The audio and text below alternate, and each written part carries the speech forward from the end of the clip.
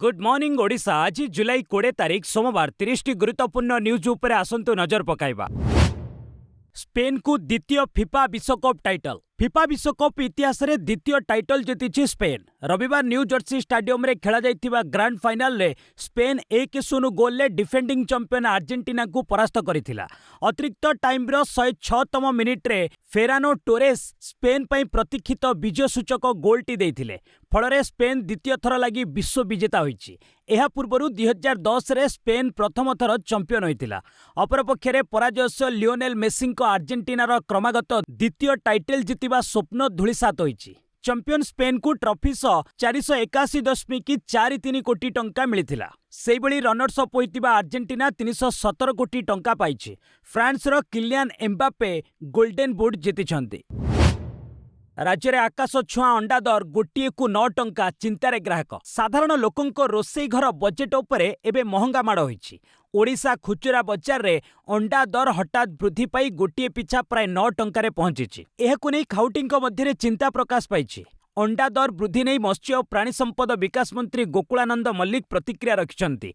मंत्रींको कहिबा अनुसार गत वर्ष ग्रीष्म ऋतु रे प्रबल गरम जुगु व्यापक संख्यार कुकुड़ा मृत्युवरण करथिले, जहा अंडा उत्पादन को प्रभावित करिछि। एहा व्यतीत एशिया एवं आफ्रिकीय देश को भारतीय अंडा रप्तानी बहु परिमाण रे वृद्धि पाइछि। चाहिदा बढ़ुतिबा बेले जोगाण कमिथिबारु एई मूल्य वृद्धि घटिछि। एई समस्यार समाधान पाई राज्य सरकार आगामी दिन में दैनिक प्राय 2 कोटी अंडा उत्पादनर लक्ष्य रखिछन्ति। खोलिला हीराकुद डैम 4टी गेट। बन्या जल निष्कासन आरंभ। नदी कूलिया अंचल को सतर्क सूचना। संबलपुर प्रसिद्ध हीराकुद जलभंडार चलित बन्या जल निष्कासन प्रक्रिया आरंभ होइछि। उपर मुंडरे प्रबल वर्षा जोगु जलस्तर वृद्धि पाइबारु रविवार डैम 4टी स्लुइस गेट खोला जाइछि। जलभंडार बाम पार्श्वरु 3टी एवं डाहाण पार्श्वरु गोटिए गेट देई बन्या जल छड़ा जाउछि। वर्तमान हीराकुदर जलस्तर 611.50 फुटरे पहुंची। जलभंडार को प्रति सेकेंड रे प्राय 1,57,442 क्यूसेक जल प्रवेश करुथिबा बेले गेट गुड़िक देई पाखापाखि 33,000 क्यूसेक जल निष्कासित हेउछि। गेट खोलिबा पूर्वरु जलभंडार कर्तृपक्षक पक्षरु साइरन बजाई सूचना दिया जाइथिला। एथिस महानदी अववाहिकार तलिया अंचल रे रहुथिबा लोकमानंकु सतर्क सुरक्षित रहिबा पई प्रशासन पक्षरु निर्देश दिया जाइछि। झारखंड रे सुरक्षा बल को मिला बड़ सफलता। गिरफ है 25 लाख टंकार दुर्दांत माओवादी। लाल बाहिनी विरोध में चलता अभियान में सुरक्षा बल को एक गुरुत्वपूर्ण सफलता मिली। झारखंड गिरिडीह पुलिस और सीआरपीएफ मिलित ऑपरेशन में जड़े कुख्यात माओवादी नेता को गिरफ कर। गिरफ होता माओवादी नाम अजय माहातो ओरफ मोचू। से निषिद्ध संगठन सीपीआई माओवादी स्पेशल एरिया कमिटी सदस्य थिले। अजय को गिरफ करने झारखंड सरकार पक्षर 25 लाख टंकार पुरस्कार राशि घोषणा करा जायतिला।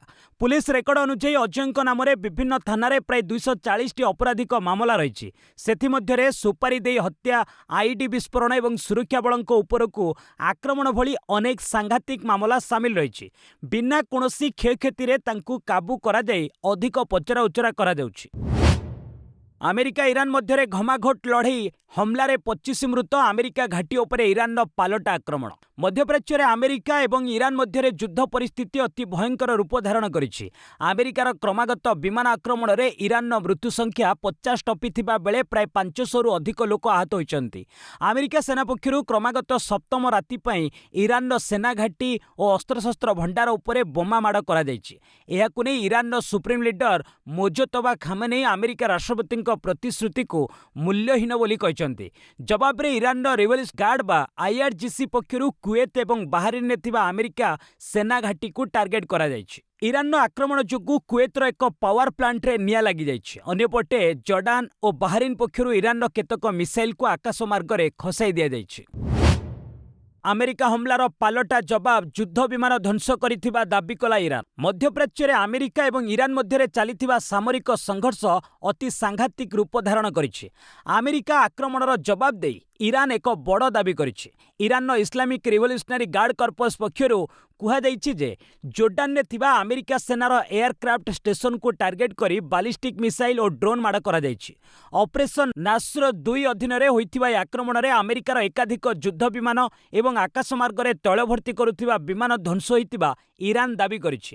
ଅନ୍ୟପଟେ ପୂର୍ବରୁ ଜୋର୍ଡାନ ସେନା ଆକାଶମାର୍ଗରେ 3ଟି ଇରାନୀୟ ମିସାଇଲକୁ ଖସାଇ ଦେଇଥିବା ଏବଂ କୌଣସି କ୍ଷୟକ୍ଷତି ହୋଇନଥିବା ପ୍ରକାଶ କରିଥିଲା। ବର୍ତ୍ତମାନ ସୁଦ୍ଧା ଇରାନର ଏହି ସାଂଘାତିକ ଦାବି ଉପରେ ଆମେରିକା କିମ୍ବା ଜୋର୍ଡାନ ପକ୍ଷରୁ କୌଣସି ପ୍ରତିକ୍ରିୟା ମିଳିନାହିଁ। କେଦାରନାଥ ଧାମରେ ଅପରେସନ୍ କାଳନେମି ଧରାପଡ଼ିଲେ 15 ଜଣ ନକଲି ସାଧୁ, ତଡ଼ିଲା ପୋଲିସ। କେଦାରନାଥ ଧାମରେ ଶ୍ରଦ୍ଧାଳୁଙ୍କ ସୁରକ୍ଷା ଏବଂ ମନ୍ଦିରର ପବିତ୍ରତା ରକ୍ଷା ପାଇଁ ଉତ୍ତରାଖଣ୍ଡ ପ୍ରଶାସନ ଏକ କଠୋର ପଦକ୍ଷେପ ଗ୍ରହଣ କରିଛି। ଧାମ ପରିସରରେ ଅପରେସନ୍ କାଳନେମି ଅଧୀନରେ ଚଢ଼ାଉ କରାଯାଇ ନକଲି ସାଧୁଙ୍କୁ ଚିହ୍ନଟ କରାଯାଇଛି। ପୁଲିସ ଓ ପ୍ରଶାସନ ପକ୍ଷରୁ କରାଯାଇଥିବା ସରପ୍ରାଇଜ୍ ଚଢ଼ାଉ ସମୟରେ ସାଧୁ ବେଶରେ ରହି ଭକ୍ତଙ୍କୁ ଶୋଷଣ ଓ ଠକେଇ କରୁଥିବା 15 ଜଣ ନକଲି ବାବାଙ୍କୁ କାବୁ କରାଯାଇଛି। ସେମାନଙ୍କ ନିକଟରେ କୌଣସି ବୈଧ ଆଧାର କାର୍ଡ କିମ୍ବା ପୁଲିସ ଭେରିଫିକେସନ ରିପୋର୍ଟ ନଥିଲା। ନିୟମ ଉଲ୍ଲଂଘନ ଅଭିଯୋଗରେ ସେମାନଙ୍କ ନାମରେ ଚାଲାଣ କଟାଯିବା ସହ କେଦାରନାଥ ଧାମରୁ ଗୌରୀକୁଣ୍ଡକୁ ଫେରାଇ ଦିଆଯାଇଛି। ସୁରକ୍ଷା ଦୃଷ୍ଟିରୁ ଏହି ଚଢ଼ାଉ ଆଗକୁ ମଧ୍ୟ ଜାରି ରହିବ ବୋଲି ପୁଲିସ ସ୍ପଷ୍ଟ କରିଛି। ବିନା ବୈଧ ଦଲିଲରେ ଚାରିଧାମ ଯାତ୍ରା ସମୟରେ କାହାକୁ ରହିବାକୁ ଅନୁମତି ଦିଆଯିବ ନାହିଁ ବୋଲି ପ୍ରଶାସନ କହିଛି। ଆଜିଠାରୁ ସଂସଦର ମୌସୁମୀ ଅଧିବେଶନ, ସର୍ବଦଳୀୟ ବୈଠକରେ ବିରୋଧୀଙ୍କ ସାଙ୍କେତିକ ବର୍ଜନ। ଆଜିଠାରୁ ସଂସଦର ମୌସୁମୀ ଅଧିବେଶନ ଆରମ୍ଭ ହୋଇ ଅଗଷ୍ଟ 13 ପର୍ଯ୍ୟନ୍ତ ଚାଲିବ। ଏହାର ଦିନକ ପୂର୍ବରୁ ସରକାରଙ୍କ ପକ୍ଷରୁ ସଂସଦ ଭବନ ଆନେକ୍ସଠାରେ ଏକ ସର୍ବଦଳୀୟ ବୈଠକ ଅନୁଷ୍ଠିତ ହୋଇଯାଇଛି। ରକ୍ଷାମନ୍ତ୍ରୀ ରାଜନାଥ ସିଂଙ୍କ ଅଧ୍ୟକ୍ଷତାରେ ଅନୁଷ୍ଠିତ ଏହି ବୈଠକରେ 40ଟି ରାଜନୈତିକ ଦଳର 50ରୁ ଅଧିକ ପ୍ରତିନିଧି ଯୋଗ ଦେଇଥିଲେ। ତେବେ ବୈଠକରେ ଏନ୍ସିପିଆଇର ଯୋଗଦାନକୁ ବିରୋଧ କରି କଂଗ୍ରେସ, ଏସ୍ପି, ଟିଏମ୍ସି ଓ ଆପ୍ ଭଳି ପ୍ରମୁଖ ବିରୋଧୀ ଦଳ ସାଙ୍କେତିକ ୱାକଆଉଟ୍ କରିଥିଲେ। ସଂସଦୀୟ ବ୍ୟାପାର ମନ୍ତ୍ରୀ କିରେନ୍ ରିଜିଜୁଙ୍କୁ ଗୃହ କାର୍ଯ୍ୟ ସ୍ୱାଭାବିକ ଭାବେ ଚଳାଇବାକୁ ସମସ୍ତଙ୍କୁ ଅନୁରୋଧ କରିଛନ୍ତି। ଅପରପକ୍ଷରେ ଏନ୍ସିପିଆଇ ନେତା ସୁଦୀପ ବନ୍ଦୋପାଧ୍ୟାୟ ବିରୋଧୀଙ୍କୁ ସମାଲୋଚନା କରି କହିଛନ୍ତି ଯେ ତାଙ୍କ ଦଳ ଏବେ ଏନ୍ଡିଏର ଦ୍ୱିତୀୟ ବୃହତ୍ତମ ଶକ୍ତି। ଜମ୍ମୁ କାଶ୍ମୀରରେ ବର୍ଷା ଓ ବନ୍ୟା ତାଣ୍ଡବ, ପୁଞ୍ଚରେ 10 ଜଣଙ୍କ ମୃତ୍ୟୁ। ଜମ୍ମୁ କାଶ୍ମୀରରେ ଗତ କିଛି ଦିନ ହେବ ପ୍ରବଳ ବର୍ଷା ଲାଗି ରହିଛି, ଯାହା ରାଜ୍ୟର ପୁଞ୍ଚ, ରଜୌରୀ, ହାବେଲି ଭଳି ଜିଲ୍ଲାରେ ପରିସ୍ଥିତିକୁ ଗମ୍ଭୀର କରିଦେଇଛି। ବିଶେଷ କରି ପୁଞ୍ଚ ଜିଲ୍ଲାରେ ପ୍ରବଳ ବର୍ଷା ତାଣ୍ଡବ ସୃଷ୍ଟି କରିଛି। ଫଳରେ ପୁଲସ୍ତିଆ ନଦୀରେ ବନ୍ୟା ସ୍ଥିତି ଜଟିଳ ହୋଇଛି। ଆକସ୍ମିକ ବନ୍ୟାରେ ଏକାଧିକ ଘରଦ୍ୱାର, ଦୋକାନ, ଗାଡ଼ି ଭାସି ଯାଇଛି। ସେହିଭଳି ଭୂସ୍ଖଳନ ଯୋଗୁଁ ଅନେକ କ୍ଷୟକ୍ଷତି ମଧ୍ୟ ହୋଇଛି। ରିପୋର୍ଟ ଅନୁଯାୟୀ ଏହି ବିପର୍ଯ୍ୟୟ ଯୋଗୁଁ ବର୍ତ୍ତମାନ ସୁଦ୍ଧା କେବଳ ପୁଞ୍ଚ ଜିଲ୍ଲାରେ 10 ଜଣଙ୍କ ମୃତ୍ୟୁ ଘଟି ସାରିଛି, ଯେଉଁଥିରେ ସୁରନକୋଟରେ ଗୋଟିଏ ପରିବାରର 6 ଜଣ ସଦସ୍ୟ ପ୍ରାଣ ହରାଇଛନ୍ତି। ଜମ୍ମୁ କାଶ୍ମୀରର ସରକାରଙ୍କ ପକ୍ଷରୁ ଉଦ୍ଧାର ଓ ରିଲିଫ୍ କାର୍ଯ୍ୟ ଜାରି ରହିଛି। ମୁଖ୍ୟମନ୍ତ୍ରୀ ଓମାର ଅବଦୁଲ୍ଲା ବ୍ୟକ୍ତିଗତ ଭାବେ ପରିସ୍ଥିତି ଉପରେ ନଜର ରଖିଛନ୍ତି। ଏସ୍ଡିଆର୍ଏଫ୍, ପୁଲିସ ଓ ଅନ୍ୟାନ୍ୟ ସଂସ୍ଥା ଉଦ୍ଧାର ଓ ରିଲିଫ୍ କାର୍ଯ୍ୟରେ ନିୟୋଜିତ ରହିଛନ୍ତି। ହସ୍ପିଟାଲରୁ ଦେଶବାସୀଙ୍କୁ ସୋନମଙ୍କ ବାର୍ତ୍ତା, 20 ଜୁଲାଇ ଦ୍ୱିତୀୟ ସ୍ୱାଧୀନତା ଆନ୍ଦୋଳନକୁ ସଫଳ କରନ୍ତୁ। ବିଶିଷ୍ଟ ସମାଜବାଦୀ କର୍ମୀ ସୋନମ ୱାଙ୍ଗଚୁକ୍ ବର୍ତ୍ତମାନ ଦିଲ୍ଲୀର ସଫଦରଜଙ୍ଗ ହସ୍ପିଟାଲରେ ଭର୍ତ୍ତି ହୋଇଛନ୍ତି। ସୋମବାର ସଂସଦ ଅଭିମୁଖେ ହେବାକୁ ଥିବା ପଦଯାତ୍ରାକୁ ନେଇ ସୋନମ ଦେଶବାସୀଙ୍କ ଉଦ୍ଦେଶ୍ୟରେ ତାଙ୍କ ବାର୍ତ୍ତା ଜାରି କରିଛନ୍ତି। ପତ୍ନୀ ଗୀତାଞ୍ଜଳିଙ୍କ ମାଧ୍ୟମରେ ସାମାଜିକ ଗଣମାଧ୍ୟମରେ ସୋନମ ଏହି ବାର୍ତ୍ତା ପଠାଇଛନ୍ତି। ଏଥିରେ ସୋନମ ଲେଖିଛନ୍ତି ଯେ 20 ଜୁଲାଇ ଦ୍ୱିତୀୟ ସ୍ୱାଧୀନତା ଆନ୍ଦୋଳନ ଏକ ଭୟମୁକ୍ତ ଭାରତ, ଏକ ଅନ୍ୟାୟମୁକ୍ତ ଭାରତ। ସେ ଆହୁରି ମଧ୍ୟ କହିଛନ୍ତି ଯେ ଅନ୍ୟାୟରୁ ସ୍ୱାଧୀନତା, ଭୟରୁ ମୁକ୍ତି। ଭାରତର ଦ୍ୱିତୀୟ ସ୍ୱାଧୀନତା ଆନ୍ଦୋଳନ, ସଂସଦ ଅଭିମୁଖେ ପଦଯାତ୍ରା, ଦୟାକରି ଏହାକୁ ବଡ଼ ସଫଳତା ଦିଅନ୍ତୁ। ସୋନମଙ୍କୁ ଅବୈଧ ଅଟକକୁ ନେଇ ଦିଲ୍ଲୀ ହାଇକୋର୍ଟଙ୍କ ଦ୍ୱାରସ୍ଥ ହେଲେ ପତ୍ନୀ ଗୀତାଞ୍ଜଳି। ଶିକ୍ଷାମନ୍ତ୍ରୀ ଧର୍ମେନ୍ଦ୍ର ପ୍ରଧାନଙ୍କ ଇସ୍ତଫା ଦାବି କରି ଗତ 21 ଦିନ ହେବ ଯନ୍ତର ମନ୍ତରରେ ଅନଶନରେ ବସିଥିବା ସୋନମ ୱାଙ୍ଗଚୁକ୍ଙ୍କୁ ଶେଷରେ ଦିଲ୍ଲୀ ପୁଲିସ ଜୋର ଜବରଦସ୍ତ ଉଠାଇ ନେଇଛି। ସଫଦରଜଙ୍ଗ ହସ୍ପିଟାଲରେ ତାଙ୍କର ଚିକିତ୍ସା ଚାଲିଛି। ଏହାକୁ ନେଇ ସୋନମଙ୍କ ପତ୍ନୀ ଗୀତାଞ୍ଜଳି ସରକାରଙ୍କ ଉପରେ କ୍ଷୁବ୍ଧ ହୋଇଛନ୍ତି। ଗୀତାଞ୍ଜଳି ହସ୍ପିଟାଲ ଓ ସରକାରଙ୍କ ବିରୁଦ୍ଧରେ ଗମ୍ଭୀର ଅଭିଯୋଗ ଆଣିଛନ୍ତି। ଗୀତାଞ୍ଜଳି କହିଛନ୍ତି ଯେ 100ରୁ ଉର୍ଦ୍ଧ୍ୱ ପୁଲିସ ଅଧିକାରୀ ହସ୍ପିଟାଲରେ ନିୟୋଜିତ ରହିଛନ୍ତି। ସେଠାରେ ତାଙ୍କର ଗତିବିଧିକୁ ନଜର ରଖାଯାଉଛି। ଏହା ସୋନମଙ୍କ ଚିକିତ୍ସା ନୁହେଁ, ବରଂ ବେଆଇନ ଭାବେ ସରକାର ତାଙ୍କୁ ଅଟକ ରଖିଛନ୍ତି। ହସ୍ପିଟାଲ କର୍ତ୍ତୃପକ୍ଷ ମଧ୍ୟ ସୋନମଙ୍କ ସ୍ୱାସ୍ଥ୍ୟାବସ୍ଥା ନେଇ ପ୍ରକୃତ ତଥ୍ୟ ଜଣାଉନାହାନ୍ତି। ସଫଦରଜଙ୍ଗ ହସ୍ପିଟାଲ ଉପରେ ଭରସା ବିଶ୍ୱାସ ଆସୁନି। ତେଣୁ ସୋନମଙ୍କୁ ଅନ୍ୟ ଏକ ଘରୋଇ ହସ୍ପିଟାଲରେ ଚିକିତ୍ସା କରିବାକୁ ଅନୁମତି ଦେବାକୁ ଦିଲ୍ଲୀ ହାଇକୋର୍ଟଙ୍କ ଦ୍ୱାରସ୍ଥ ହୋଇଛି ବୋଲି ଗୀତାଞ୍ଜଳି କହିଛନ୍ତି। राम मंदिर दान चोरी मामला मोदी को चिठी लेखिले राहुल और खड़गे। सोमवार ठारू संसदर मौसुमी अधिवेशन आरंभ होगाकू जाउछि। एथिपूर्वरु बहु चर्चित अयोध्या राम मंदिर दान चोरी प्रसंग में पुणी राजनीतिक वितर्कर केन्द्रबिंदु पलटिछि। एही प्रसंग में लोकसभा राज्यसभार विरोधी दलर नेता राहुल गांधी और मल्लिकार्जुन खड़गे एक मिलित चिठी प्रधानमंत्री नरेंद्र मोदी को लिखिछन्ति।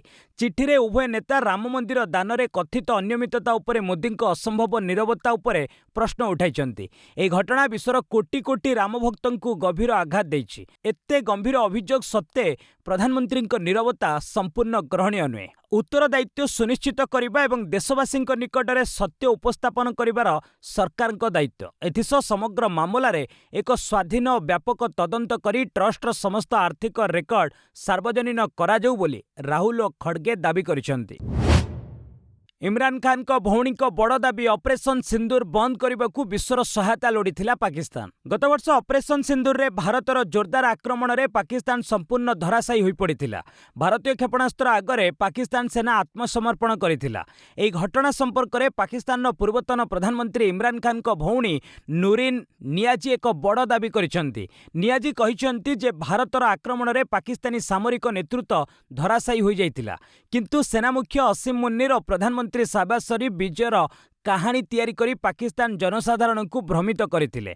भारतर आक्रमण को बंद करबा पई बारंबार अंतर्जातीय समुदायर सहायता लोड़ीथिला। भारत सहित आपस समाधान पई उभय शरीफ और मुनीर अंतर्जातीय समुदाय को अनुरोध करथिले। एहा परे अमेरिका राष्ट्रपति डोनाल्ड ट्रंप पाकिस्तान उपरे अनेक शर्त लगाई युद्ध बंद करथिले। जुलाई 22 रे राम मंदिर ट्रस्टर गुरुत्वपूर्ण बैठक एसआईटी रिपोर्ट और सीओ नियुक्ति को नहीं हेबो आलोचना। अयोध्या श्री राम जन्मभूमि तीर्थक्षेत्र ट्रस्टर एक गुरुत्वपूर्ण बैठक जुलाई 22 तारिख रे हेबाकू जाउछि। एही बैठक मणिदास कैंटोनमेंट रे अनुष्ठित हेबो। ट्रस्ट पक्षरु साधारण संपादक कृष्ण मोहन बैठक संपर्क में एक सरकारी विज्ञप्ति जारी करा जायछि, जोंथिरे सदस्यों को उपस्थित रहिबाकू विशेष भाव में अनुरोध करा जायछि। जारी विज्ञप्ति अनुसार ट्रस्टर विभिन्न कमिटीर पुनर्गठन उपरे एथिरे निष्पत्ति नियाजिबो। सदस्यों अभाव उपरे मध्य विचार करा जिवो। सेहिभଳି राम मंदिर दान चोरी मामला उपरे एसआईटी चूड़ांत रिपोर्ट उपरे मध्य आलोचना हेबो। ट्रस्टर मुख्य कार्यनिर्वाही अधिकारी तथा सीओ नियुक्ति प्रसंग मध्य एही बैठकर अंश रहिछि बोली जणा पड़िछि। हिमाचल प्रथम प्राकृतिक चाष सब डिविजन है टांगी उपत्यका। स्थायी एवं प्राकृतिक विकास क्षेत्र में हिमाचल प्रदेश सरकार एक नुआ पदक्षेप ग्रहण करिसेंति। राज्यर दुर्गम पांगी उपत्यका को प्रथम संपूर्ण प्राकृतिक चाष सब डिविजन भावे घोषणा करा जायछि। एही योजना को सफल करबा पई सरकार 5 कोटी टंकार एक स्वतंत्र पांठी गठन करिसेंति। एहा सह प्राकृतिक उपाय चाष करा जाउथिबा बार्ली पई किलोग्राम पिछा 60 टंकार सर्वनिम्न सहायक मूल्य बा एमएसपी मध्य धार्य करा जायछि। मुख्यमंत्री सुखविंदर सिंह सुख को नेतृत्व में सरकार आदिवासी बहुल अंचल गुड़िकरे शिक्षा स्वास्थ्य एवं भित्तिभूमिर विकास पई अभियान को आगे नहीं। चीन ने एआई चैटबॉट उपरे कठोर कटकणा जनसंख्या ह्रास रोकने सरकार पदक्षेप। क्रमागत भावे ह्रास पाउथिबा जन्महार एवं जनसंख्या संकट को दूर करने चीन सरकार एक बड़ निष्पत्ति नहीं। व्यवहारकारी को भावप्रवण करुथिबा एआई कंपानियन किंबा चैटबॉट प्रस्तुति उपरे देश में कठोर कटकणा जारी करा जायछि। नूतन नियम अनुसार प्रजुक्तिविद्या कंपानी गुड़िक एपरी एआई चैटबॉट प्रस्तुत करिपारिबे नहीं, जहाँ लोकों को मानसिक भावप्रवण भाव में निज उपरे निर्भरशील कराइबो। एआई बंधु किंबा काल्पनिक संपर्क कारणरू युवपीढ़ी वास्तव दुनिया रे परिवार गठन करबा ठारू दूरे जाउथिबा सरकार चिंता प्रकट करिसेंति। नाबालकଙ୍କ सह काल्पनिक रोमांटिक संपर्क सृष्टि करुथिबा आप्स उपरे मध्य संपूर्ण प्रतिबंधक लगा जायछि। आलीबाबा एवं बाइडांस भली बृहत कंपानी गुड़िक निज चैटबॉट अनेक सुविधा को अचल कर दैछन्ति। एही समस्या उपरे टेस्ला सीईओ एलन मस्क मध्य पूर्व अनेक थर चेतावनी देइथिले। दरमा वृद्धि नहीं एक्सेंचर बड़ निष्पत्ति। विश्वर अग्रणी आईटी सेवा प्रदानकारी कंपानी एक्सेंचर तार कर्मचारी एक गुरुत्वपूर्ण खबर आनिछि। चलित आर्थिक वर्ष में अधिक संख्यक कर्मचारी दरमा बढ़ाइबाकू कंपानी निष्पत्ति नेछि। कर्मचारी पक्षरु जारी होइतिबा सूचना अनुसार जून मासर दरमा वृद्धि पई एक नूतन 50:50 सूत्र व्यवहार करा जिवो। एही व्यवस्था अनुसार मोट दरमा वृद्धिर अधा भाग मूल दरमा बा बेस पे रे जोग हेबो एवं अवशिष्ट अधा भाग एककालीन नगद अर्थ बा लमसम आकार रे प्रदान करा जिवो। उदाहरण स्वरूप जदि कहार 3% दरमा बढ़े तेबे 1.5% मूल दरमारे जोग हेब एवं 1.5% एककालीन मिलिब। तेबे पदोन्नति पाइथिबा कर्मचारी क्षेत्र में यह नियम लागू हेब नहीं। सेमानंक संपूर्ण वर्धित दरमा मूल वेतन ही जोग कराजिबो। विश्वव्यापी अचल है फेसबुक और इंस्टाग्राम। रविवार सकाळे विश्वर दुईटी प्रमुख सोशल मीडिया प्लाटफर्म फेसबुक और इंस्टाग्राम किछि समय पई विश्वव्यापी अचल बा डाउन हो जाइथिला। इंटरनेट सेवा उपरे नजर रखिथिबा संस्था डाउन डिटेक्टर अनुଯାयी रविवार भोर समय केवल अमेरिका रे 23,000 रु अधिक फेसबुक व्यवहारकारी और 18,000 रु अधिक इंस्टाग्राम व्यवहारकारी समस्यार सम्मुखीन होइथिले। व्यवहारकारी स्क्रीन रे साइट समस्या जोगु अकाउंट सामूहिक भाव उपलब्ध नहीं बोली दर्शाउथिला। इंटरनेट वाचडॉग नेट ब्लॉक्स स्पष्ट करिछि जे एहा एक विश्वव्यापी वैश्विक त्रुटि थिला जहार कोनोसी देशर स्थानीय इंटरनेट सेवा सह संपर्क नहीं। तेबे मेटा मालिकाना थिबा व्हाट्सएप सेवा एही समय रे संपूर्ण स्वाभाविक भावे कार्य करुथिला। वर्तमान एही सेवा पुनर्बार स्वाभाविक होइछि।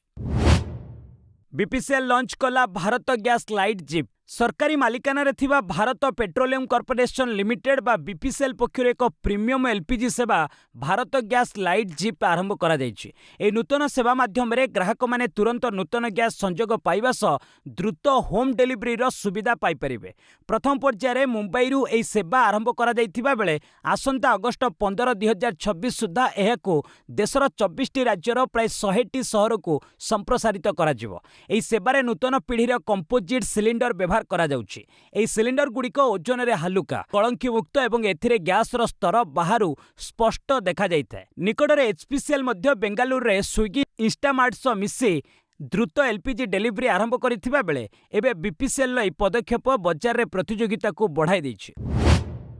चीन अर्थनीति को बड़ झटका। लिक्विडिटी ट्रैप संकट आड़ को गति करुछि विश्वर द्वितीय बृहत्तम बजार। विश्वर द्वितीय सबुठारु बड़ अर्थनीति चीन एबे एक बड़ आर्थिक संकट दे गति करुछि।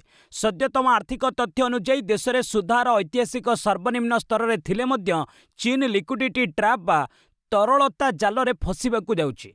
चलित 2026 मसीह द्वितीय त्रैमासिक चीन आर्थिक अभिवृद्धि हार मात्र 4.3% रही, जहाँ 5% वार्षिक लक्ष्य ठारू यथेष्ट कम। बैंकिंग गुड़िकरे प्रचुर अर्थ एवं कम सुधार सत्ते ग्राहक माने ऋण नेबा किंबा बजार रे खर्च करने को आग्रह देखाउ नांती। प्राय 80% रु अधिक चीन नागरिक टंका खर्च करने अपेक्षा संचय करने को पसंद करुछंती। एहा व्यतीत चीन प्राय 70% परिवार संपत्ति रियल इस्टेट सह जड़ित।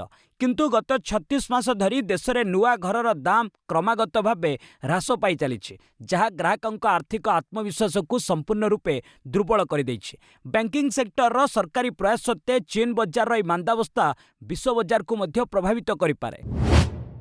ट्रू कलर उपरे बर्षिला ट्राई 140 और 1600 सीरीज कॉल को मिलिबनी ब्लॉक टैग। मोबाइल व्यवहारकारी एक गुरुत्वपूर्ण खबर आसी। टेलीकॉम नियामक संस्था ट्राई पक्षरु प्रसिद्ध आप ट्रू कलर एक प्रमुख सेवा उपरे तीव्र आपत्ति प्रकाश करा जायछि। ट्राई कहिछि जे ट्रू कलर आप सरकार द्वारा निर्धारित 140 एवं 1600 सीरीज नंबर रु आसुथिबा कॉल गुडी को फ्रिक्वेंटली ब्लॉक लेवल देखाइबा अनुचित। यह द्वारा व्यवहारकारी मनरे अजथा संदेह सृष्टि होछि। सूचनायोग्य जे 1600 सीरीज नंबर गुडी को बैंकिंग जरूरी सरकारी सूचना एवं आर्थिक अलर्ट पई संरक्षित रखा जायछि। सेपरि 140 सीरीज पंजीकृत विज्ञापन कॉल पई उद्दिष्ट।